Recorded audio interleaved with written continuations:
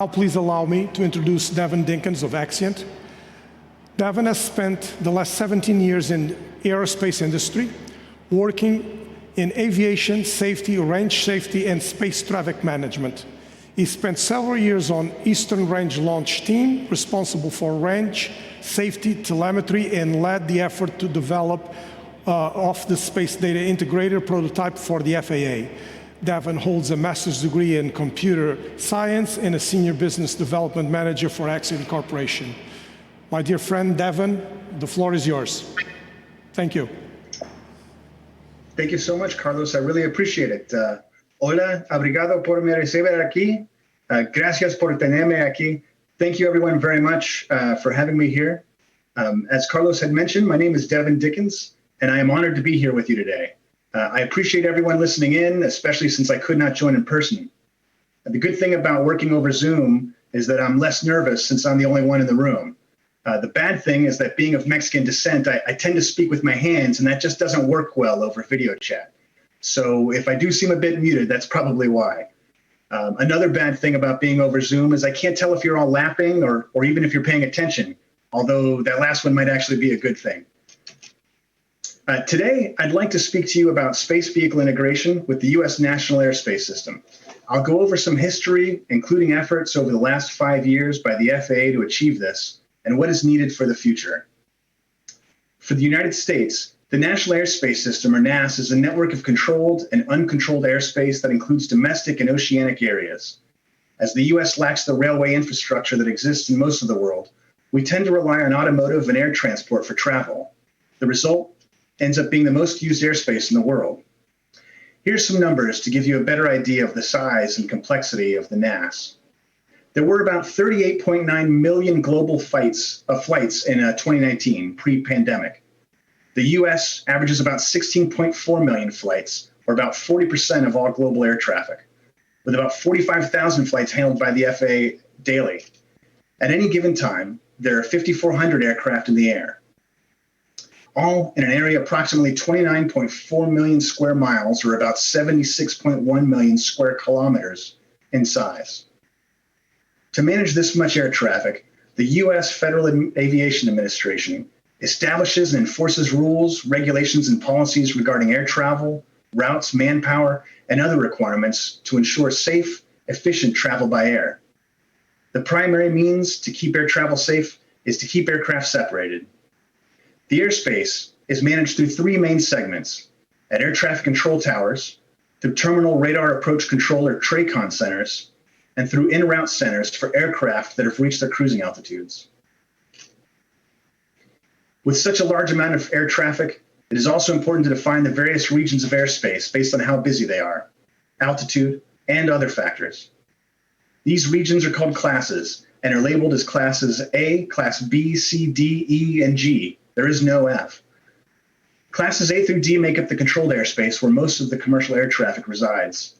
En route controllers handle class A, towers manage B, C, and D depending on their size, and TRACONs handle the transitions between towers and en route traffic. All of this has worked exceptionally well for a long time. Then, in 2003, the catastrophic loss of Space Shuttle Columbia caused uncontrolled debris to travel through the airspace, narrowly missing passenger airliners over Texas. Here you can see a model of the Space Shuttle Columbia on its re-entry trajectory. The red you see is the debris from the orbiter, and the blue dots representing the points of impact of those fragments. Additionally, you can see all the commercial air traffic flying as the debris cloud falls around them.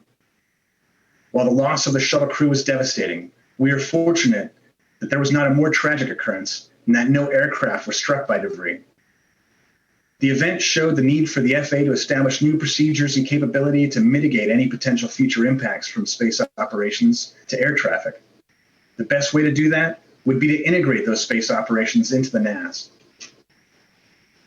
For launch operations, the traditional process is to define a temporary flight restriction, or TFR, that blocks off a large portion of airspace for the duration of the launch window, plus flight time. This information is based on advanced analysis conducted prior to launch and takes into account the vehicle's nominal trajectory, size, and more. It's based upon the launch ranges analysis using potential debris breakup models, ground population and building structures, and other information to determine where the vehicle can fly safely, and ultimately defines the absolute limits for when mission flight control officers would need to command the termination of a vehicle. To prevent the impact from maritime, marine, and aviation NOTAMs and NOTMARs are defined to keep those areas clear, regardless of the needs of the traffic. But this approach doesn't really take in the carriers into account when defining that restricted airspace, and instead they block off a large amount of airspace to ensure safety. On the right, you can see how this area doesn't entirely account for the launch trajectory and blocks off way more area than is actually necessary. The US Space Force has significantly reduced the size of these destruct lines in recent years, as shown in the red polygon on the right. As one of the leaders in this area performing analysis, Axiom was selected by the FAA to take this approach and provide an improved solution, resulting in the prototype Space Data Integrator. At the time, the FAA had only the requirements to have the vehicle position placed on a system for air traffic controllers to see, but this was not going to be enough information for decisions to be made. As funding was limited for the project, we decided to provide several basic elements we felt were necessary for a more complete understanding and situational awareness of the launch and reentry environment. First, we provided information on the present position, the point in physical space where the vehicle currently resided. Then, we showed the instantaneous impact point, or IIP. This element is the critical element when discussing range and flight safety for space operations, and represents the leading point on the ground where debris will impact the surface. Given the time and cost constraints on the SDI project, we could not model the debris field between these 2 points. Typically, this IIP is calculated applying physics in a vacuum and doesn't take into account the coefficients associated with drag. As you can imagine, some pieces of a space vehicle might fall like a sheet of plywood, while others would fall like giant rocks. To make up for this shortfall of not having the scope to calculate the debris through the airspace, we provided algorithms that compute a drag-corrected IP, giving a clearer and more realistic picture of any off-nominal events, and reducing the conservatism associated with blocking large areas of airspace. By the way, I do know that off-nominal event sounds much better than a catastrophic event, but that is actually in actuality what we mean. Unfortunately, the NAS systems available to us were older and were limited to the present position only, with a once-per-minute update rate. While this use of a once-minute rate is sufficient for air traffic, for vehicles traveling at 5 miles or 8 kilometers a second, you can cover quite a distance in that time. Therefore, we developed a display for the FAA's Joint Space Operations Group to provide them with increased situational awareness of any given launch or reentry vehicle. Information provided included events with nominal times to see if the vehicle was exhibiting any performance issues. The predefined nominal trajectory and as-flown trajectory were also included to see if the vehicle was off course. And automated calculations based on current state vectors could be used to develop ad hoc hazard areas in case of any off-nominal events. We also included the ability to define incoming data formats using basic telemetry definitions for future vehicles as they became operational. While the SDI project was focused exclusively on ballistic reentry and vertical launchers, the FAA did test the data for air-launched gliding reentry spacecraft. As Axiom used our algorithms developed for other vehicles, the SDI system was able to see the vehicles fly using its 3D map, allowing FAA operators to see the complex flight profiles used to reduce velocity by reentering of a winged space vehicle. You can see that in the spiral here shown on the right. In 2016, we delivered the SDI and associated displays to key FAA facilities where it passed its tests and was later used to track separate stages of SpaceX rockets as they returned to Earth. After 5 years of evaluations, minor modifications, and regulatory actions, the FAA has taken the prototype Space Data Integrator and made it operational, allowing it to be used for decision-making. During commercial operations, the timing of an operational SDI is absolutely perfect, as we are now seeing the commercial space industry increase the tempo of activities. Unfortunately, the technology is now 5 years old and again has limited integration with antiquated NAS systems, which limit the capabilities and prevent the FAA from getting what they really need to support the forecasted tempo of space operations. Several years ago, the US government recognized that it was only a matter of time before new types of vehicles were going to want to travel through the airspace. Since then, the FAA has been working hard to establish rules and regulations, procedures and policies to handle these new entrants.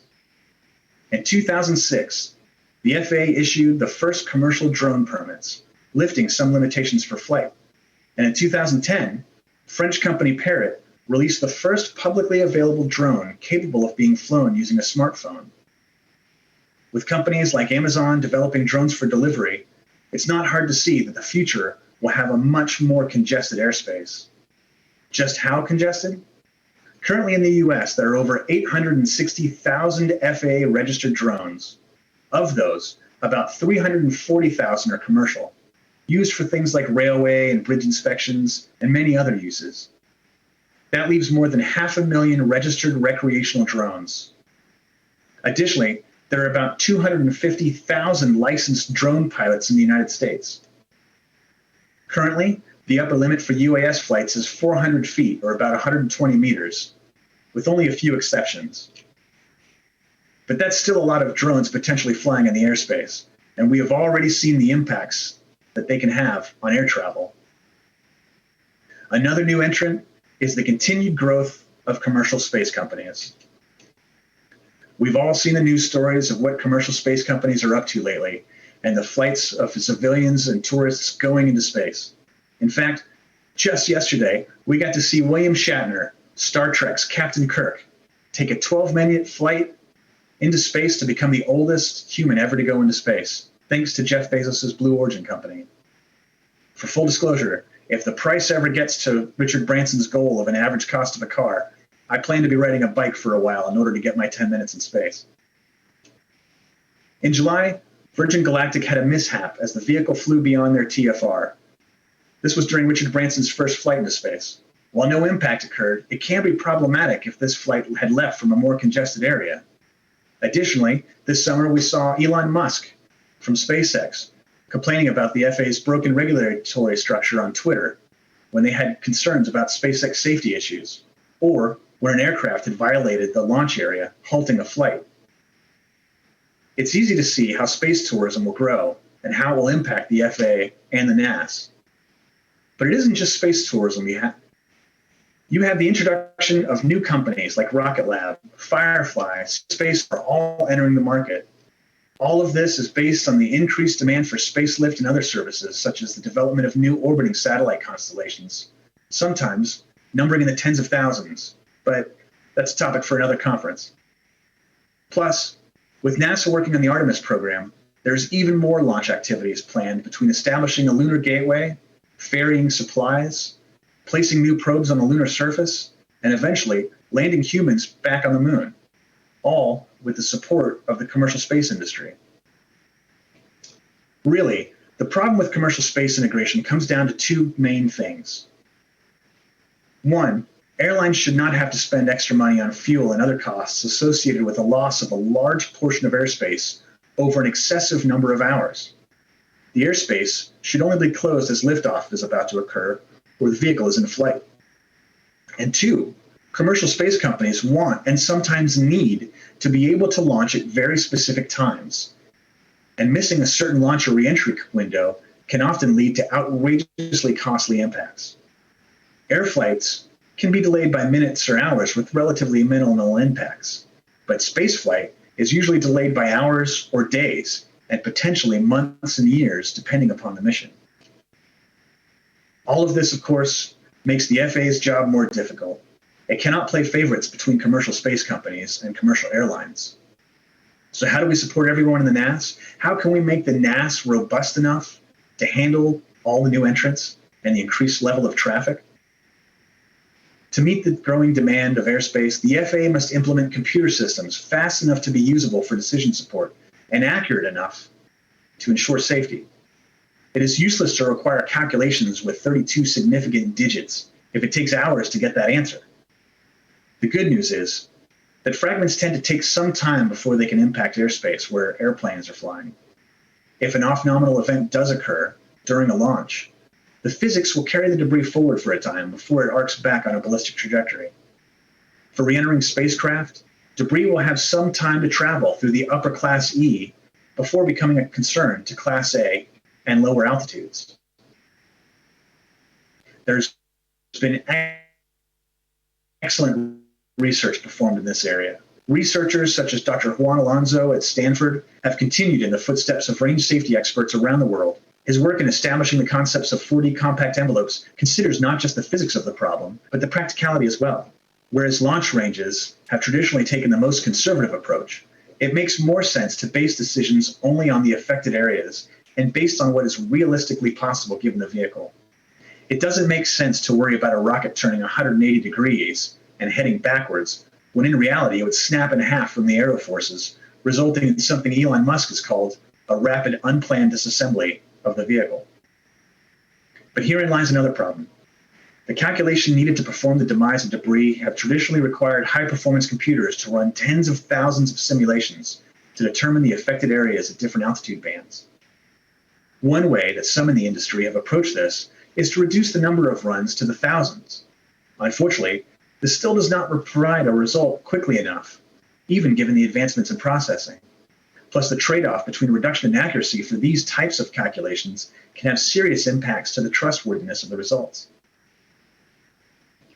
Furthermore, these calculations are more built for simple trajectories associated with ballistic reentry or traditional vertical launch vehicles.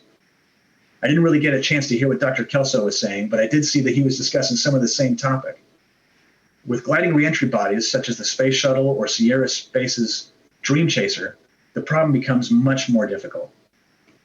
The massive cross ranges required for gliding reentry vehicles make the use of statistical approximations, such as Monte Carlos, simply unusable. You need to factor in energy management regimes, failure modes, and more. One system capable of handling this is the Errant Landing Vehicle Information System, or ELVIS. The system does lose some accuracy for speed, but that loss of accuracy is factored into the results, providing a defined containment area with enough time to actually use it. ELVIS calculates these areas and takes into account potential aircraft impacts based on the velocity and size of the aircraft, the class of airspace, and defining a box for aircraft to avoid falling debris. This system is actually in use operationally by the Department of Defense today. Again, the results need to be fast enough to be usable and accurate enough to be trusted. Implementation of this type of technology is critical to making SDI robust enough to handle all spacecraft types. But that doesn't solve the entire problem with NAS systems capable of delivering timely information to appropriate controllers and stakeholders to ensure adequate handling of off-nominal events. To do this, the FAA must utilize existing modernized operational systems and the associated development systems already in place that allow for improvements and growth. Additionally, they must develop automation techniques to keep from overwhelming air traffic controllers who are already short-staffed and aid them in responding properly and quickly. Operational NAS solutions such as the in-route automation modernization or ERAM to allow controllers to see the vehicle in near real time. This system also allows for integration through the use of independent strings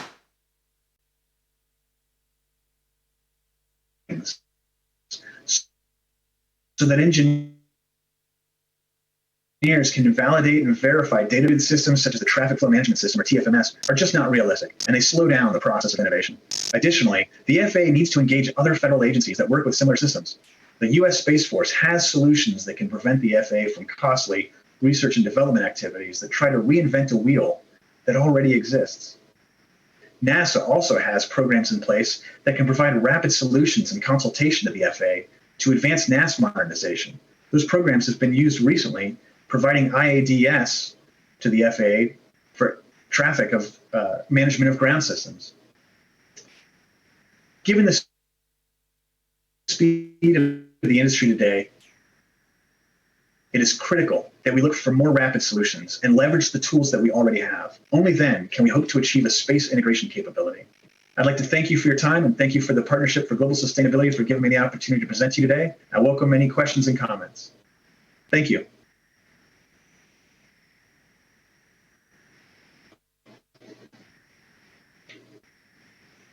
I want to thank you for not just this presentation, but there's several others that you have done throughout the years in helping our organization and being a steering committee member of the PGS. So thanks again.